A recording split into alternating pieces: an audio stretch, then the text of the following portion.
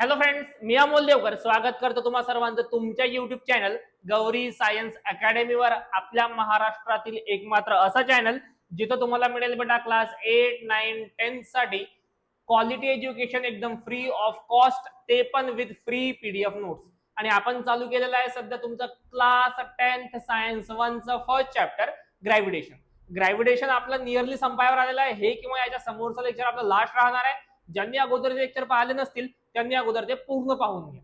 ठीक आहे, बघा समोर आता. महत्वाचा टॉपिक एक्झाम मध्ये विचारला जाऊ शकतो, मागच्या वर्षी विचारला गेला होता, त्याच्या अगोदर पण विचारला गेला होता. मास आणि वेट मधला डिफरन्स, की नेमकं मास काय असते आणि वेट काय असते. आता आपण काय करतो बघा, रोजच्या वापरात हेच म्हणतो की वजन वजन म्हणजे वेट. माझं वजन 10 किलो आहे, म्हणजे 10 किलो नाही 80 किलो आहे. ठीक आहे, माझं वजन 80 किलो आहे. आता कधीही लक्षात ठेवा, वजन म्हणजे वेट जे आपण मोजतो ना, ते आपण कधीच किलोग्राम मध्ये नाही मोजत. आपण वेट नेहमी मोजतो न्यूटन मध्ये, मास मोजतो किलोग्राम मध्ये. नेमकं मास आणि वेट मध्ये काय डिफरन्स आहे समजून घ्या. तुम्ही मासची आतापर्यंत एक डेफिनेशन लर्न करून घेतली असेल. कोणती बोला? Mass is the amount of matter present in the substance. एखाद्या सबस्टन्स किंवा एखाद्या ऑब्जेक्ट मध्ये किती मॅटर प्रेझेंट आहे, किती मॅटर प्रेझेंट आहे. समजा हा चॉक, मग या चॉक मध्ये किती मॅटर आहे, किती मॅटर आहे म्हणजे किती चुना आहे, किती कॅल्शियम आहे, जे काही आहे ते झालं याचं मास. लक्षात राहील. मग मास काय असते, त्या ऑब्जेक्ट मध्ये मॅटर किती प्रेझेंट आहे. काय म्हटलं बेटा आपण, मास म्हणजे त्या ऑब्जेक्ट मध्ये मॅटर किती प्रेझेंट आहे त्याला म्हटलं आपण मास. म्हणजे लक्षात ठेवा, मास काय असते, amount of matter present in the object. मासचं युनिट काय बेटा, किलोग्राम. लक्षात ठेवा, वेटचं युनिट किलोग्राम नाहीये, मासचं युनिट किलोग्राम आहे. समोर बघा, मास इज सेम एव्हरीवेअर. समजा मी माझं मास अर्थवर मोजलं, नंतर मी माझं मास जाऊन मूनवर मोजलं, चंद्रावर मोजलं, नंतर मी माझं मास जाऊन सूर्यावर मोजलं. हे कोणी विचारणार नाही, सर सूर्यावर गेले जळाले का बरं नाही. तसा जळायला दिसतो मी थोडासा, बट समजून घ्या थोडंसं. ठीक आहे, इथपर्यंत समजलं. नंतर मी माझं मास जाऊन ज्युपिटरवर मोजलं, मी माझं मास जाऊन सॅटर्नवर मोजलं. मास तुम्ही कुठेही मोजा, तुमचं मास सेमच मिळेल. तुम्ही मास कुठेही मोजा, मास कसं मिळेल बेटा, सेमच मिळेल. ठीक आहे, मास स्केलर क्वांटिटी आहे, मास तुमच्या प्लॅनेटवर डिपेंड करत नाही. लक्षात ठेवू सर. ओके, समोर काय म्हटलंय बघा आपण, it is a scalar quantity. ते सांगितलं मी अगोदर, मास काय आपली स्केलर क्वांटिटी आहे, म्हणजे ती फक्त डिपेंड करते तिच्या मॅग्निट्यूडवर. मासला डायरेक्शन सोबत घेणं देणं नाही. स्केलर आणि वेक्टर काय असतं रे, क्लास 9th आणि 10th मध्ये झालं असेल तुमचं. स्केलर काय, वेक्टर काय बोला. स्केलर म्हणजे अशा क्वांटिटी ज्यांना मोजण्यासाठी फक्त मॅग्निट्यूड पाहिजे, जसं की मास 10 किलो, 15 किलो, 20 किलो. वेक्टर म्हणजे काय, अशा क्वांटिटी ज्यांना मोजण्यासाठी मॅग्निट्यूड सोबत त्यांची डायरेक्शन पण माहित पाहिजे. जसं की फोर्स, ते माहित आहे, खूप मोठ्या मॉलमध्ये किंवा कॅफेमध्ये जर गेले असतात कोणाला घेऊन, तर ते दरवाज्यावर पुश आणि पुल लिहिलेलं असते. समजा आतमधून बाहेर जायचं आहे तर पुल लिहिलेलं राहते, आणि तिथं कितीही पुश करा दरवाजा उघडत नाही. तुम्ही फोर्स लावत आहे, बट अपोजिट डायरेक्शनला लावत आहे ना. म्हणजे फोर्स पाहण्यासाठी आपल्याला काय करावं लागते बेटा, पुल करावं लागेल. तिथं पुल करावं लागेल म्हणजे एका पर्टिक्युलर डायरेक्शन मध्ये फोर्स लावावा लागेल. मिनिंग समजला, ते पण डिफिकल्टी नाहीये. सर स्क्रीनशॉट घेऊन घ्या पटकन. 3, 2, 1 घेतला, डन. आता पाहू वेट काय असते. बघा इकडे वेट. आता लक्षात ठेवा, weight is a gravitational force on an object. Weight काय आहे, वेट तुमचं मास नाही आहे. वेट एका टाईपचा काय, ऍक्च्युअल मध्ये वेट कम्प्लिटली ग्रॅव्हिटेशनल फोर्स आहे. वेट काय आहे, ग्रॅव्हिटेशनल फोर्स आहे, जो की अर्थ लावत आहे तुमच्या बॉडीवर. मग ग्रॅव्हिटेशनल फोर्सचा फॉर्म्युला काय बोला, F equal to mass into acceleration force असते आपला. बट अर्थच्या केसमध्ये मासचा जशाला तसं स्मॉल ए म्हणजे काय असते, ऍक्सेलरेशन ड्यू टू ग्रॅव्हिटी. आणि फोर्सला काय म्हटलं आपण, वेट. म्हणजे वेटचा फॉर्म्युला काय मिळाला आपल्याला, mass into acceleration due to gravity. ते राहते तुमचं ऍक्च्युअल वेट. वेट म्हणजे मास नाही, वेट म्हणजे mass multiplied by acceleration due to gravity. ठीक आहे, समोर बघा, weight is a vector quantity. Weight काय आहे, व्हेक्टर क्वांटिटी आहे. व्हेक्टर क्वांटिटी आहे म्हणजे तुम्ही अर्थवर मास मोजलं, सॉरी अर्थवर वेट मोजलं काहीतरी वेगळं मिळेल, मूनवर मोजलं काहीतरी वेगळं मिळेल, आणखी सूर्यावर जाऊन मोजलं, सनवर मोजलं काहीतरी वेगळं मिळेल. बघा समोर, weight changes from place to place because g changes. आता बघा, वेट चेंज का बरं होतं रे. अर्थवर वेट काही वेगळं आहे, मूनवर वेट काही वेगळं आहे, सनवर वेट काही वेगळं आहे, ज्युपिटरवर वेट काही वेगळं आहे, मार्सवर वेट काही वेगळं आहे, सॅटर्नवर वेट काहीतरी वेगळं आहे. असं का बरं होत आहे, कारण प्रत्येक प्लॅनेटची स्मॉल जी ची म्हणजे ऍक्सेलरेशन ड्यू टू ग्रॅव्हिटीची व्हॅल्यू डिफरंट राहते. आणि वेट कोणावर डिपेंड करते बेटा, ऍक्सलरेशन ड्यू टू ग्रॅव्हिटीवर. मग जी वेगळा, वेट वेगळा. बघा समोर, on the moon small g is 1/6 of earth g, so weight becomes 1/6 2. काय म्हटलं आपण बघा, तुम्ही चंद्रावर जर गेले तर चंद्राची जी ऍक्सलरेशन ड्यू ग्रॅव्हिटी आहे ना ती अर्थच्या 1/6 टाइम्स आहे. त्यामुळे तुमचं वेट पण 1/6 टाइम होऊन जाईल. याचा म्हणजे कसं बघा की तुमचं अर्थवर मास जर 60 किलो आहे तर तिथं फक्त 10 किलो होऊन जाईल. सॉरी, अर्थवर वेट तुमचं जर 60 kg आहे, 60 न्यूटन आहे, तर तिथं तुमचं वेट किती होऊन जाईल, 10 न्यूटन, 6 पट कमी होऊन जाईल. आणि हा वेटचं युनिट इथं मेन्शन केलेलं नाहीये, वेटचं युनिट राहते बेटा न्यूटन, कारण वेट काय आहे, एका टाइपचा फोर्स आहे. लक्षात राहील नक्की. ओके, चलो स्क्रीनशॉट ले लो जल्दी से. ले लिया, 3 2 1 डन, गो. बघा आता नेक्स्ट एक मस्त टॉपिक पाहायचा आपल्याला, जो की आहे बेटा फ्री फॉल. खूप सिंपल आहे समजायला, केअरफुली ऐका. काय असते फ्री फॉल? समजा एखादा ऑब्जेक्ट वरून खाली पडत आहे. आता हा ऑब्जेक्ट वरून खाली पडत आहे, वरून कशामुळे खाली पडत आहे तो, ग्रॅव्हिटीमुळे.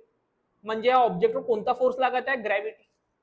पण फक्त ग्रॅव्हिटीच आहे का, नाही. पण फक्त ग्रॅव्हिटीच आहे का, नाही. का बरं नाही बोला, ऑब्जेक्ट खाली पडताना याच्या आजूबाजूला एअर आहे, हवा आहे, हवा याला रजिस्ट करते ना, खाली येताना हवेला घासत आहे ना. म्हणजे खाली पडताना याच्यावर फक्त ग्रॅव्हिटी ऍक्ट नाही करत आहे, कोण ऍक्ट करत आहे, एअर रेजिस्टन्स. म्हणजे हा ऑब्जेक्ट जेव्हा खाली पडेल याच्यावर ग्रॅव्हिटी पण आहे आणि अर्थचं ऍटमॉस्फिअरचं एअर रेजिस्टन्स पण आहे. तर हा फ्रीफॉल नाही म्हणतात. फ्रीफॉल म्हणजे काय असते ऐका आता. फ्रीफॉल म्हणजे जेव्हा एखादा ऑब्जेक्ट वरून खाली पडतो फक्त आणि फक्त अर्थच्या ग्रॅव्हिटेशनल फोर्समुळे. जेव्हा एखादा ऑब्जेक्ट खाली पडत आहे, बट कशामुळे पडत आहे, फक्त ग्रॅव्हिटीमुळे. त्याच्यावर दुसरा कोणता फोर्स आहे का, नाही. एअर पण आहे का, नाही. पाणी आहे का, नाही. काहीच नाही पाहिजे तिथं, फक्त ग्रॅव्हिटी पाहिजे बस. त्या ऑब्जेक्टला म्हणतो आपण की तो ऑब्जेक्ट कसा आहे बेटा, फ्री फॉल मध्ये. डेफिनेशन वाचून घ्या. An object is said to be in free fall when only gravity is pulling it down. No other force acts on it. एखादा ऑब्जेक्ट फ्री फॉल मध्ये आहे हे तेव्हाच म्हणता येते जेव्हा त्याच्यावर फक्त ग्रॅव्हिटी लागत आहे, दुसरा कोणता फोर्स लागत नाहीये. समोर बघा, in real world air slows down the falling object a little. Real world मध्ये काय होतं, ऑब्जेक्ट जर खाली पडत आहे तो ज्या स्पीडने पडायला पाहिजे होता त्या स्पीडने नाही पडत. का बरं नाही पडत, कारण मधामध्ये एअर आहे ना, अर्थ सॉरी एअर त्याला थोडं थोडं काय करून टाकते, स्लो करून टाकते. समोर बघा, but in vacuum no air sorry but in vacuum a falling object would experience true free fall. पण समजा इथं व्हॅक्यूम आहे, व्हॅक्यूम समजतं ना, एअर वगैरे काहीच नाही, एकदम पोकळ आहे, पोकळी आहे, ठीक आहे. आता व्हॅक्यूम आहे, एअर नाही आहे, ऑब्जेक्ट खाली पडताना फक्त कोणता फोर्स लागेल, ग्रॅव्हिटी. विदाउट सॉरी ग्रॅव्हिटी सोडून दुसरा कोणता फोर्स लागेल इथं, नाही. म्हणजे तुमचा फ्री फॉल पॉसिबल आहे, पण कधी पॉसिबल आहे, जेव्हा तिथं काय बेटा, व्हॅक्यूम आहे. जर तिथे थोडीशी एअर आहे तर तो फ्री फॉल पकडला जाणार नाही, ठीक आहे, म्हणायचं नाही मला. बघा समोर, at the start of free fall initial velocity you is 0. साधी गोष्ट आहे ना, ऑब्जेक्ट वरून खाली पडताना सुरुवातीची वेलोसिटी 0च राहणार आहे, माहिती आहे आपल्याला. समोर बघा, as the object keeps falling its speed keeps increasing because gravity is pulling it more and more. आता जेव्हा ऑब्जेक्ट खाली पडेल, खाली पडताना त्याची स्पीड कंटिन्यू वाढत राहील. म्हणजे सुरुवातीला 0 आहे, 1 2 3 4 5 6 10 20 100 1000 10000. वरून खाली पडताना एखाद्या ऑब्जेक्टची किंवा त्या ऑब्जेक्टची जी व्हेलॉसिटी राहते, जी स्पीड राहते, ती कंटिन्यू वाढत राहील, कारण अर्थ त्याला कंटिन्यू खाली ओढत आहे. अर्थ खाली ओढणं बंद करत आहे का, नाही. समोर बघा, air resistance and buoyancy slow down object slightly, so perfect free fall happens only in vacuum. आता कधी कधी एअर रेजिस्टन्स राहते किंवा कधी कधी तिथं बॉइंट फोर्स राहतो. बॉइंट फोर्स म्हणजे काय, असं पकडा, समजा मी हे जे डस्टर आहे, हे डस्टर असं हवेमध्ये खाली फेकलं तर खाली जाईल, हवा यायला थोडं स्लो करेल. पण हे डस्टर जर मी पाण्यात फेकलं, डस्टर नाही समजणार तुम्हाला, डस्टर पाण्यामध्ये तरंगेल. समजा माझ्याकडे एखादा गोटा आहे, गोटा मी एअर मध्ये खाली फेकला, एअर थोडं रजिस्ट करेल, गोटा थोडा हळू खाली जाईल. हा, तुम्हाला वाटेल सर गोटा एकदम स्पीडने खाली जाते, थोडासा फरक येतो बेटा, ठीक आहे. पण तो गोटा जर मी पाण्यामध्ये फेकला तर आता पाणी त्याला वर लोटायचा प्रयत्न करेल ना, म्हणजे पाण्यामध्ये गोटा थोडा आणखी स्लो खाली जाईल. हे समजलं? ते पाणी जे वर लोट त्याला म्हणतात बॉयन्सी. ओके, आता समोर बघा, थोडं महत्वाचं आहे. Equation of motion for a free fall. Free fall साठी मोशनची इक्वेशन पाहायचे आपल्याला. केअरफुली लक्ष द्या, एक्झाम मध्ये विचारल्या जाऊ शकतात. ठीक आहे, बघा केअरफुली बघा काय म्हणत आहे, व्यवस्थित लक्ष द्या. तुमच्याकडे न्यूटनची 3 इक्वेशन माहिती, तुम्हाला कोणता आहे पहिलं बोला. v equal to u plus a t. दुसरं इक्वेशन कोणतं आहे बोला. s equal to ut plus half एटीचा स्क्वेअर. तिसरं कोणतं आहे बोला. v square equal to u square plus 2as. माहित आहे. आता मला एक सांगा, अर्थवर ऍक्सलरेशन काय बेटा आपलं, ऍक्सलरेशन ड्यू टू ग्रॅव्हिटी, बरोबर. आणि त्याच अर्थवर इनिशियल वेलोसिटी फ्री फॉल मध्ये किती राहते, 0. मग हे टाकून द्या 0, ही 0 झाली. v इक्वल टू काय आला आपलं बोला. v इक्वल टू आला आपला, हा तर 0 झाला. एक आहे आपला gt. सोपा आहे समजायला. हे काय बोला. यस इक्वल टू यू तर काय बोला 0, मग 0 मल्टिप्लाइड बाय टी, ही पूर्ण टर्म काय झाली 0 झाली. 1/2. एक काय आहे आपला स्मॉल g इंटू टी चा स्क्वेअर. डिस्प्लेसमेंट इक्वेशन हे बनते. आणि थर्ड इक्वेशन काय बनेल बोला. V square equal to u, u काय आपला 0, टर्म काढून टाका, प्लस 2 एका होऊन जाईल आपला जी इंटू यस, यस म्हणजे तोच. तर मोशनची इक्वेशन फ्री फॉल साठी असे चेंज होतात, जशाच्या तसे वापरायचे नाही. ओके, आता लक्षात ठेवा, तुम्हाला या चॅप्टरच्या पीडीएफ नोट जर लागल्या तर आम्हाला या नंबरला मेसेज करा. नंबर काय पाहिजे आपला 7385930855.